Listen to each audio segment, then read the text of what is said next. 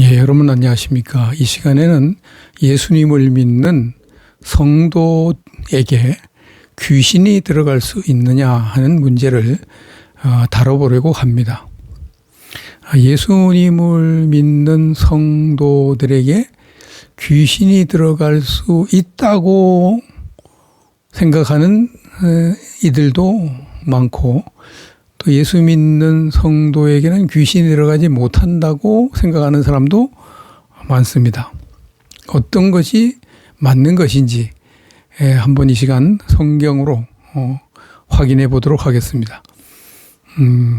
이제 구체적으로 말씀드리면, 성경은 성도의 영에는 귀신이 들어갈 수 없다 이렇게 가르칩니다. 요한일서 5장 18절 말씀, 하나님께로부터 난 자는 다 범죄하지 아니하는 줄을 우리가 아노라. 하나님께로부터 나신 자가 그를 지키심에 악한 자가 그를 만지지도 못하느니라.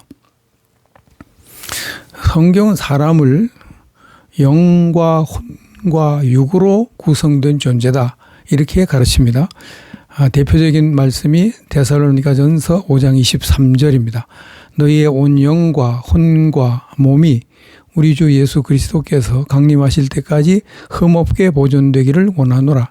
여기에 영과 혼과 몸 이렇게 세 가지로 사람이 구성되어 있다 이렇게 말씀을 합니다. 예수님께서는 사람이 예수님을 구주로 믿을 때 영이 거듭난다 이렇게 말씀하셨습니다. 영이 거듭난다. 흔히 영혼 구원 그렇게 말하는데 예수님은 영이 거듭난다 이렇게 말씀해요. 요한복음 3장 6절, 육으로 난 것은 육이요 영으로 난 것은 영이니 그래요. 성령으로 태어난 것은 영이다. 성령으로 태어난 것은 영혼이 아니다 이거죠. 영혼이 아니다. 영이다. 영이다. 혼은 아니다. 혼과 육은 죄값으로 죽고 예수님의 재림 때 부활체를 받아야 거듭나게 됩니다. 성경은 그것을 가르칩니다. 그러니까 엄밀하게 따지면 영혼 구원이 아니고 영의 구원이죠. 영 구원 혹은 영의 구원 이렇게 표현해야 맞는데, 뭐 사람들이 다 뭐 영혼 구원 하니까 그냥 할 수 없이 저도 이제 영혼 구원이라는 단어를 씁니다. 자, 요한일서 5장 18절을 한번 다시 봅니다. 하나님께로부터 난 자는 다 범죄하지 아니하는 줄을 우리가 아노라 이렇게 했습니다.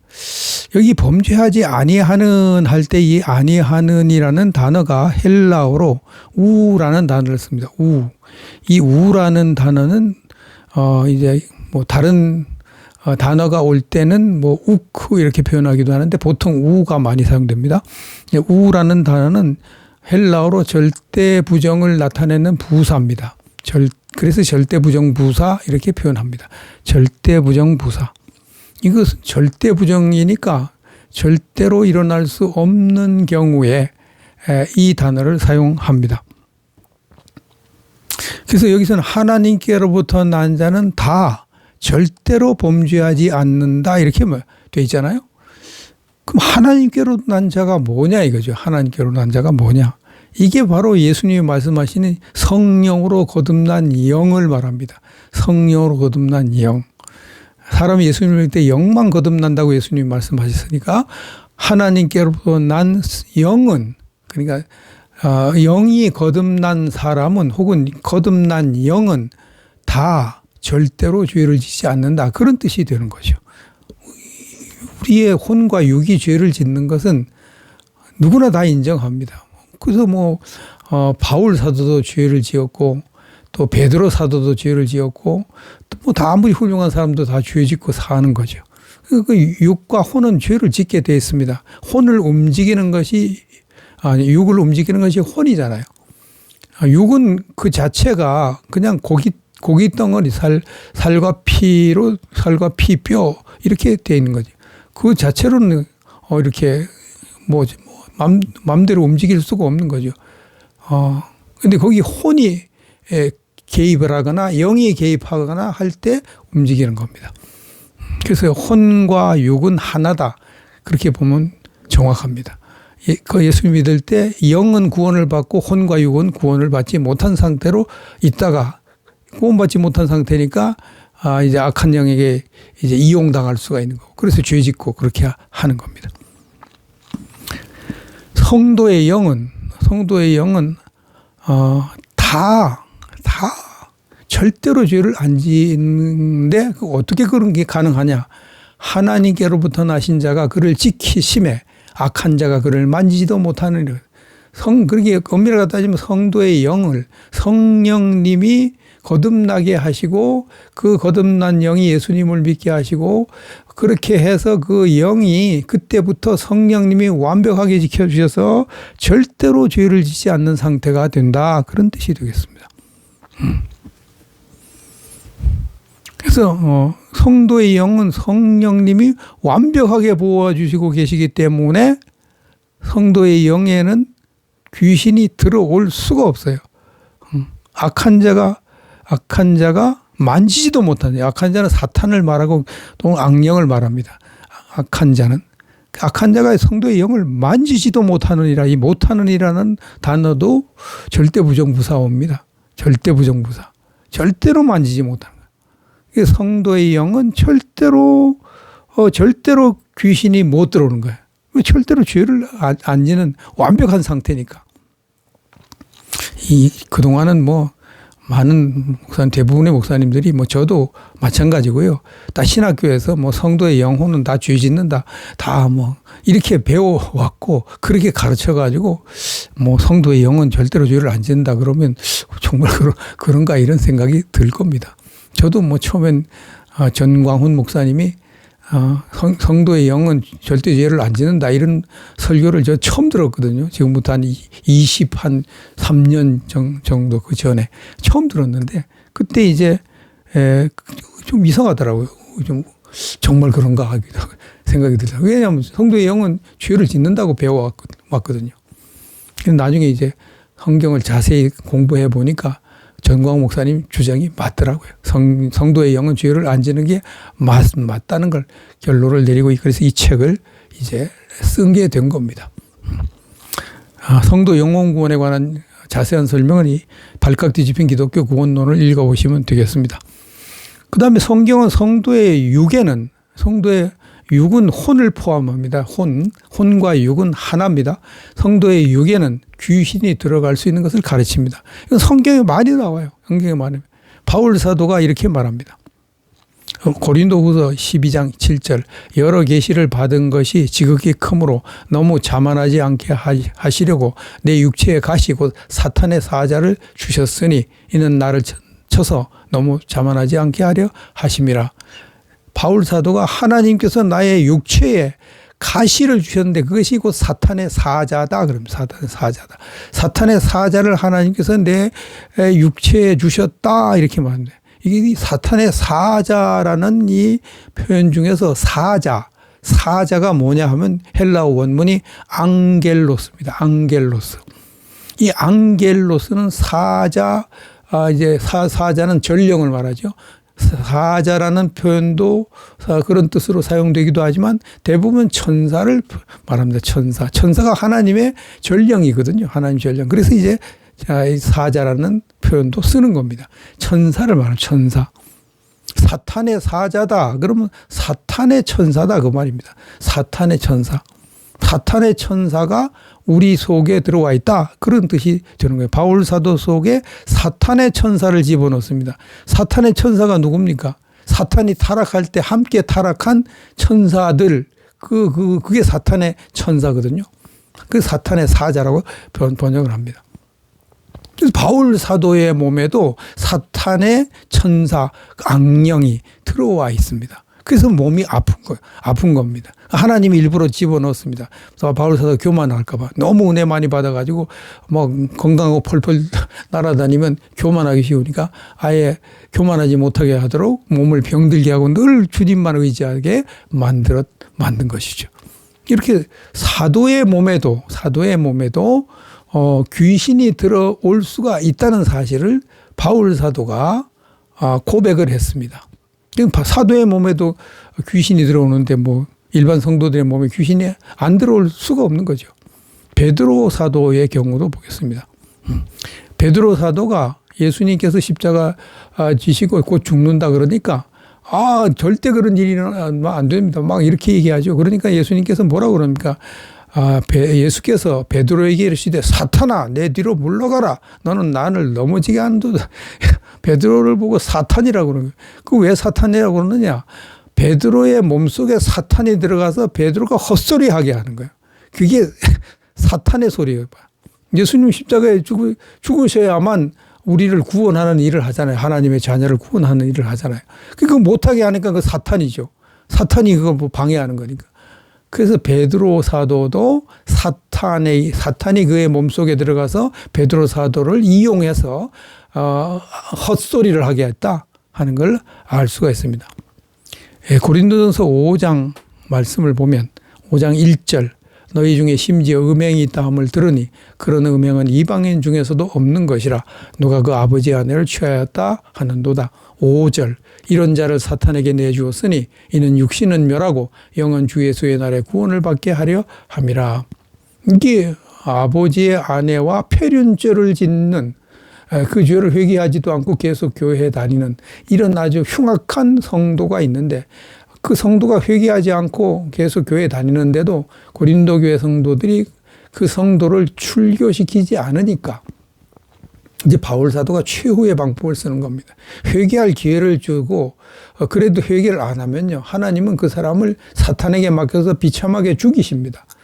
그리고 그에게 줄 상을 다 박탈해 버립니다. 다시는 회개할 기회가 안 주어집니다. 여기 있는 폐륜죄를 지은 사람도 이제 교회에서 막 벌을 주고 막 책벌을 하고 출교를 시키고 그럼 좀 정신 차려가지고 빨리 회개를 했을 수도 있는데 그것도 교회도 안 하고 그러니까 자기는 뭐 아무리 그런 짓을 해도 아무 처벌이 없으니까 그냥 맹 놓고 그냥 교회 다니고 있는. 그래서 하나님께서 바울 사도를 통해서 그의 육신은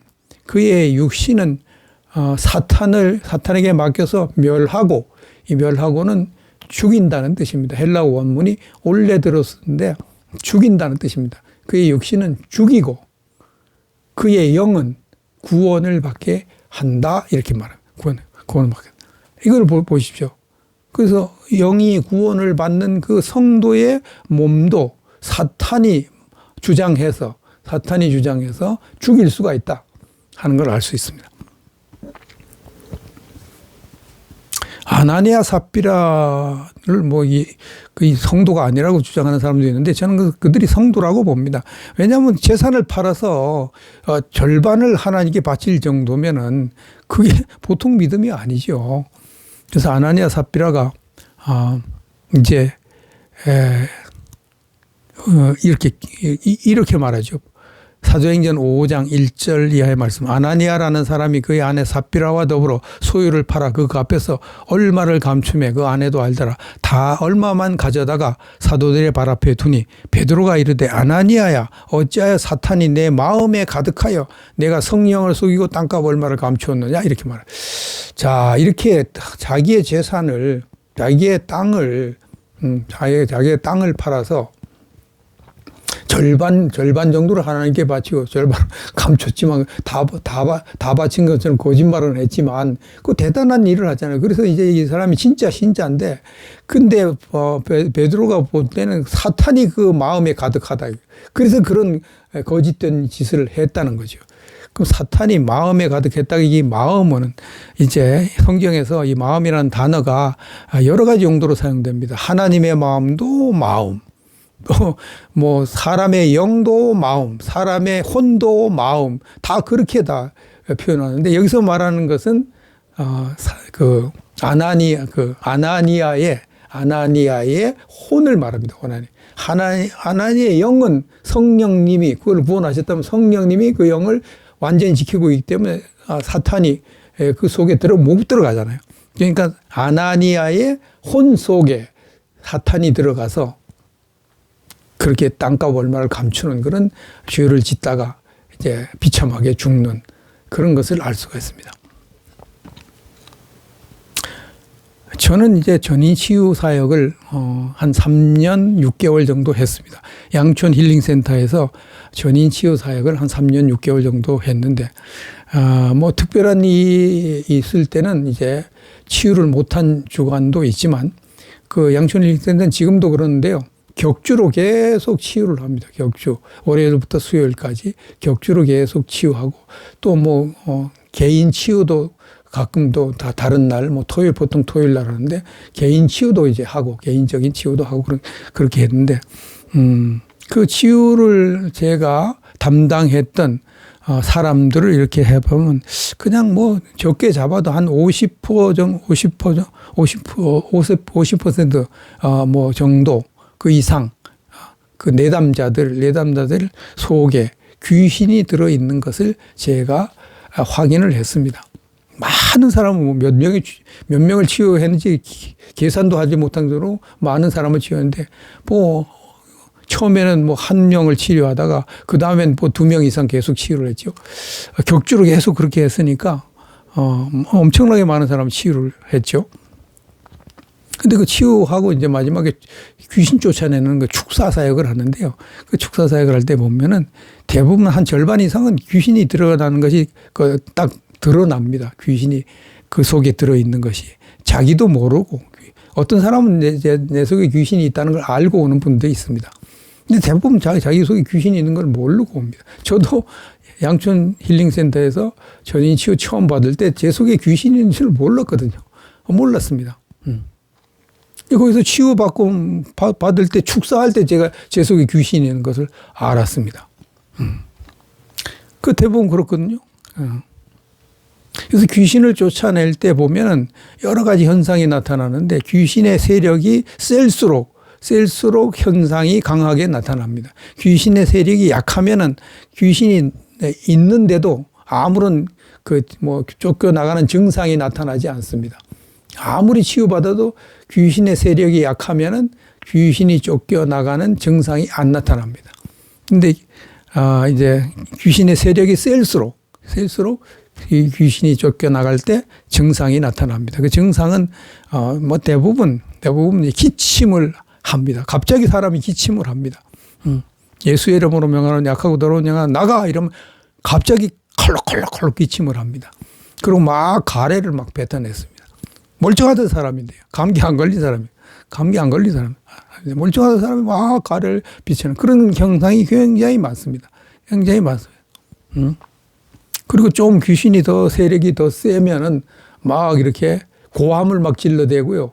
또 더 세면 귀신이 그 사람의 입을 이용해서 말을 합니다. 말을 해요. 말을 합니다. 제가 쫓아낸 어떤 내담자분은 그 목사님이었는데요. 여러 번 치유를 받은 분이었는데, 그때도 이제 어떻게 저에게 제 방에 들어오셨어요. 그래서 이제 치유를 하는데, 그분이 이제 누구에게도 그동안 회개하지 않던, 자백하지 않던 그 죄를 이제 자백을 하겠다고 자원을 하셔서 자백을 한 후에, 그 다음에 귀신이 그 속에서 드러나 버렸어요. 제가 귀신 축사할 때 귀신이 들어서 배가요, 얼마나 갑자기 배가 뿡 불어나더라고요. 배가 뿡 불어나. 그 귀신이 들어있다는 거거든요. 그랬더니 그분이 갑자기 이렇게 말해요. 와, 나는 왕이다. 갑자기 그분이, 그 점잖은 목사님이. 그 보던 사람들이 다 놀라죠. 다 놀라죠. 저는 뭐 그런 일들을 봤으니까, 많이 봤으니까 놀라지 않죠. 이게 드디어 드러났구나. 그래서 내가 그래서, 제가 귀신 보고 욕해서, 이 새끼야. 네가 무슨 왕이냐. 예수님이 왕이지. 쓸데없는 소리 지 말고 예수님의 명안에 나와. 그러니까 소리 지르. 아직 안 나가요. 나는 왕이야. 나는 왕이야. 계속 자기가 왕이라고. 그래서 저는 그 헛소리 하지 말고 예수님의 이름으로 또 나가고 그러고, 또 나가라고 그러고, 한 몇 번 계속 나가라고 그랬더니까 그게 왁 소리 지르니까 확 나가버렸어요. 배가 푹 꺼져요. 그 목사님이 완전히 사람이 달라져 버렸어요. 너무 편안해하고 아주 기쁨이 넘쳐나고요. 뭐 목사님에게도 이런 일이 일어나는데 일반 성도는 말할 것도 없죠. 저는 그렇게 센 귀신이 없어가지고요. 저희가 처음 양천 힐링센터에 가서 치유를 받을 때 김윤태 목사님이 저를 치유하셨는데, 그 김윤태 목사님이 마지막에 이제 저를 딱 치유를 하실 때 이제 예수 이름으로 악하고 더러운 영들아 이 아들에게서 나가 이렇게 하니까 갑자기 제가 소리가 나요. 전 악소리를 지를 마음이 전혀 없는데 그냥 소리가 나오는 거예요. 그래서 제가 깨달아서 내 속에도 귀신이 있구나. 귀신이 있구나. 그래서 또 한 번 나가 그러니까 또 한 번 나가 예수 이름으로는 나가 그러니까 다섯 번째 나가 그러니까 여섯 번째 나가 악소리가 안 나거든. 아무리 나가라고 그래도 악소리가 안 더 있어. 딱 5번 하고요. 그러니까 나중에 그 김순대 목사님이 이제 다 나갔나? 다 나갔나? 더 이상 그러고 난 다음에 다 나갔나? 그러고 난 다음에 갑자기 제 마음속에서 기쁨이 솟아나오기 시작하는데 주체를 못 하겠어요. 너무나 기뻐가지고요. 그 처음 뭐 어떻게 사람들이 뭐 옆에 있는 다른 목사님들이 같이 치유받고 하고 있을 때 뭐 창피한 것도 모르고 그냥 막 웃었어요. 그리고 완전히 미친 사람 같은데 얼마나 기쁜지 몰라요. 속에서. 기뻐가지고 도저히 그냥 빙그레 웃을 수가 없어요. 저절로 막 그러면서 웃었어요. 한참 보면 글쎄 한 5분 이상이나 한 10분 웃었는데 하여튼 오랫동안 웃었어요. 그러니까 이제 그것도 조용해졌어요. 그다음부터는요, 그 이전까지는, 그 귀신 쫓아내기 전까지는요, 힘든 일이, 정말 너무 힘들다. 그러면 꼭 죽고 싶은 생각이 들어요. 자살하고 싶은 생각이. 어떻게 자살을 해야지. 진짜 사는 게 너무 힘들다. 사는 것이 정말 지옥이다. 그러려면 빨리 죽는 게 낫겠다. 어떻게 죽을 수 있을까? 어떻게 죽어야 좀 더 편하게 죽을까? 약을 먹어야 될까? 건물에서 뛰어내려야 될까? 별별 생각을 다 해요. 근데 그 치유받고 악한 영을 쫓아내고 난 다음부터는 지금까지 벌써 치유받은 지가 20몇 년 되는데요. 한 번도 아무리 힘들어도 자살하고 싶은 생각이 안 드는 거예요. 제 속에 죽음의 악령이 계속 자살 충동을 일으킨 거예요. 여러분, 혹시 힘들면 자살하고 싶은 생각이 듭니까? 그게 여러분이 아니고 여러분 속에 있는 죽음의 영이 자꾸 자살하도록. 실제로 그 자살 충동을 이기지 못해서 자살하는 성도들이 많습니다. 너무너무 안타까운 일이죠. 교회에서 이 전인 치유에 관해서 가르치고 악한 영에 대해서 제대로 안 가르쳐가지고 그런 현상이 빚어집니다. 저도 25년 목회했는데요. 25년 목회하면서 전혀 이런 걸 모르니까 성도들 귀신 들려도 어떻게 처리할 방법이 없어요. 처리할 방법.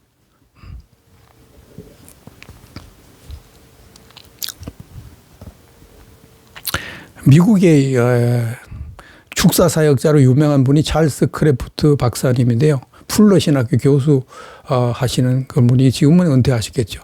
이 찰스 크래프트 박사님은 이렇게 표현합니다. 음식 쓰레기가 있으면 쥐들이 모여드는 것처럼 사람의 마음에 상처가 있으면 죄를 짓게 되고, 상처가 있는 사람은 죄를 짓거든요.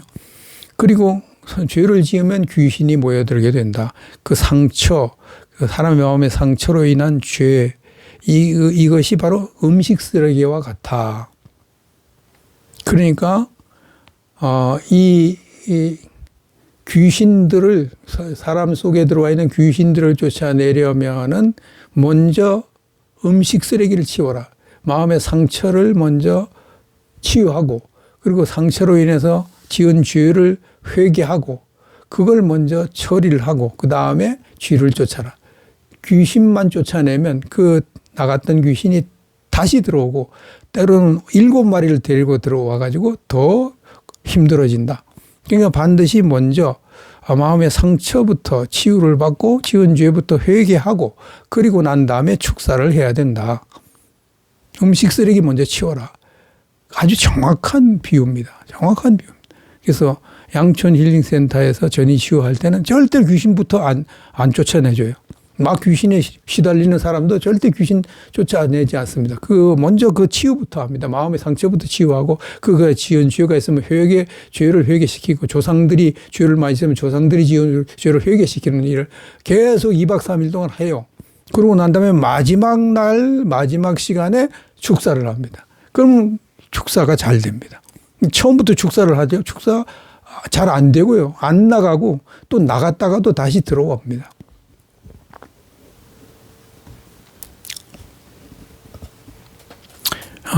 전인 치유나 축사에 관해서 자세히 이제 아시고 싶은 분은 이 책을 참고하시면 됩니다. 이것이 전인 치유다.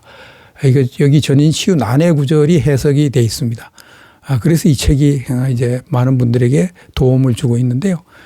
이 책을 쓰기 전까지는 전인 치유에 관한 성경의 난해 구절이 해석이 안 됐습니다. 그래서 전인 치유 사역하는 분들이 굉장히 어려움을 많이 겪었습니다. 근데 하나님의 은혜로 전인 치유에 관한 난해 구절이 해석이 되는 바람에 이제는 이 책이 이제 사람들에게 보급되니까 자신 있게 전인 치유를 할 수가 있습니다. 이제 이것이 전인 치유다. 이 책 시중 서점에 지금 품절이 됐는지 안 됐는지 모르겠습니다. 아마 교보문고 같은데 있을 수가 있는데, 교보문고, 알라딘, 무슨 가피풀 이런 데 주문하면 10% 할인된 가격으로 살 수가 있는데, 정가는 15,000원으로 되어 있습니다. 거기서 잘 사기 어려우시면 이제 저한테 연락을 하시면 제가 몇 권 가지고 있으니까 여러분께 이제 보내드릴 수가 있습니다. 그리고 전인 치유를 한번 받아봐야겠다 이런 분이 계시면 양촌 힐링센터 여기에 전화를 하시면 됩니다. 인터넷으로 검색하면 전화번호 다 나옵니다. 여기에 전화하시면 전인 치유를 받을 수가 있습니다. 신학교 가기 전에 전인 치유부터 받고 신학교를 가야 되는데 거꾸로 하죠. 저도 25년 동안 목회한 후에 전인 치유를 받았으니까 완전히 거꾸로 한 것이죠. 그래서 이제 신학교 가기 전에 전인 치유부터 받고 가면 좋고요. 목회하기 전에 전인 치유부터 받고 목회를 해야 됩니다. 전인 치유 공부하고 목회하면 더 좋습니다. 공부하고, 이건 진짜로 해본 사람은 압니다.